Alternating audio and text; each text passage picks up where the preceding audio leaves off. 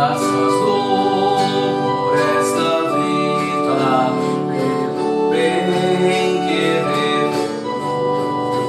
Graças dou pelo futuro e por tudo que passou, pelas bênçãos derramadas, pela dor, pela aflição, pelas graças reveladas. Graças dou pelo perdão, graças pelo azul celeste e por nuvens que acampei, pelas rosas no caminho e os espinhos que elas têm, pela escuridão da noite, pela estrela que brilhou, pela prece respondida e a esperança que falhou, pela cruz de sofrimento e pela ressurreição, pelo amor que sem medida, pela paz no coração, pela lágrima vertida e o consolo que sem par, pelo dom da eterna vida, sempre graças hei de dar. Partilho a palavra do Evangelho para este domingo. Evangelho segundo Marcos, capítulo 3, versículos 20 a 35.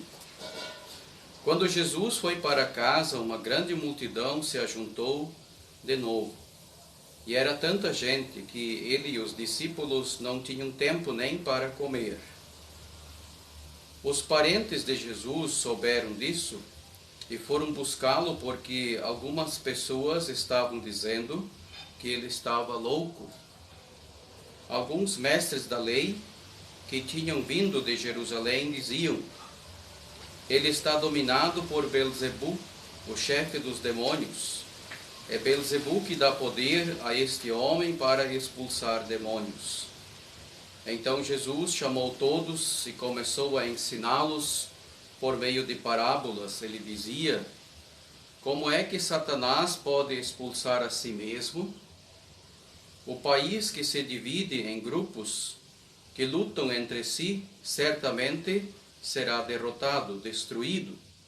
Se uma família se divide e as pessoas que fazem parte dela começam a lutar entre si, ela será destruída. Se o reino de Satanás se dividir em grupos e esses grupos lutarem entre si, o reino não continuará a existir, mas será destruído. Ninguém pode entrar na casa de um homem forte e roubar os seus bens, sem primeiro amarrá-lo.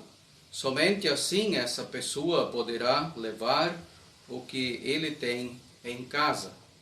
Eu afirmo a vocês que isto é verdade. Os pecados que as pessoas cometem, ou as blasfêmias contra Deus, poderão ser perdoadas. Mas as blasfêmias contra o Espírito Santo nunca serão perdoadas, porque a culpa desse pecado dura para sempre. Jesus falou assim, porque diziam que ele estava dominado por um espírito mau.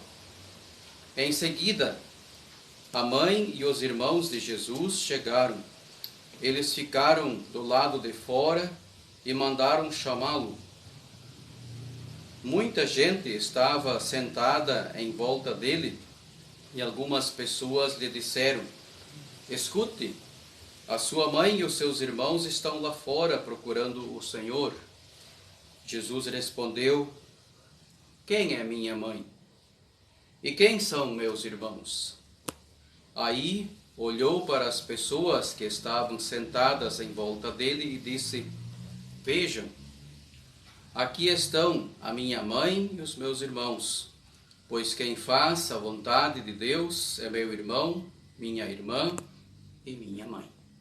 Até aqui a palavra do Evangelho do Senhor. Amém.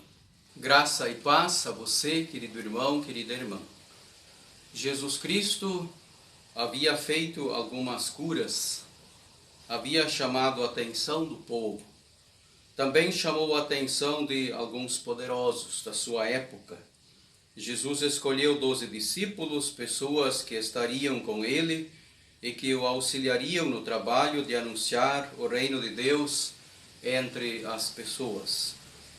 Podemos ver em Jesus um ser muito relacional, que busca, que convive, que congrega, que desafia as pessoas. E desse modo, muitas vezes, passava por algumas situações de embates com sua família, com seus discípulos e com os escribas e fariseus. Quando olhamos para nosso texto, percebemos que as discussões com a família e sobre quem é a família de Jesus emolduram a discussão com os escribas. Esses desceram de Jerusalém simplesmente para tirar algumas satisfações sobre aquilo que Jesus estava fazendo.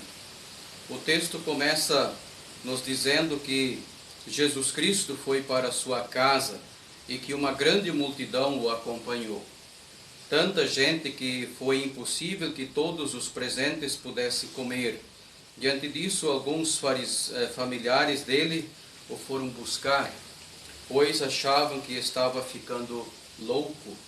O texto grego nos diz, e ouvindo isso, os parentes saíram para prender ele, pois diziam, perdeu o juízo. Essa é, com certeza, uma acusação muito dolorosa, ainda mais quando vemos que ela vem de quem deveria dar suporte a Jesus por conhecê-lo mais profundamente.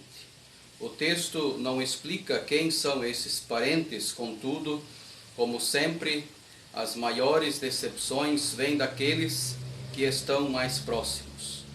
Um segundo momento de nosso texto nos remete ao diálogo entre Jesus e os escribas. Vemos que a atenção de Jesus se volta para esse grupo de acusadores, nesse momento, de forma completa. Os mestres da lei discutiam e afirmavam que Jesus estava possesso por Belzebu, o chefe dos demônios, e que com a permissão desse demônio é que expulsava os outros demônios. Percebemos nessa acusação um grau elevado de incoerência ou má-fé. Qualquer pessoa consegue perceber que existe uma enorme contradição dentro de tal afirmação.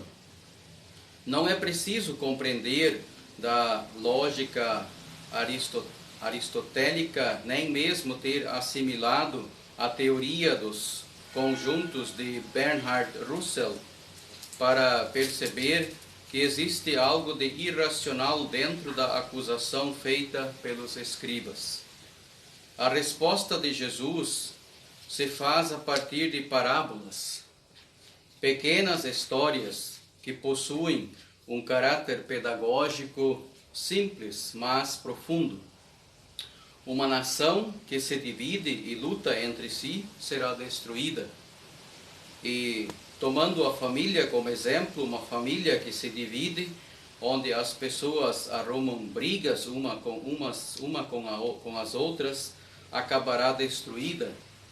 São afirmações contundentes e fortes que querem mostrar aos interlocutores a fraqueza existente no argumento que eles usavam para acusar Jesus. Como pode Satanás expulsar a si mesmo? Se o reino de Satanás se dividir, poderá ele subsistir? Claro que não.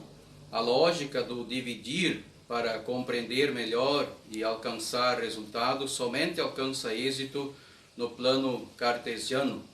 Na vida comum, do dia a dia, da família, de um país, no dia a dia de um reino, seja ele qual for, dividir significa inevitavelmente separação, brigas e aniquilação.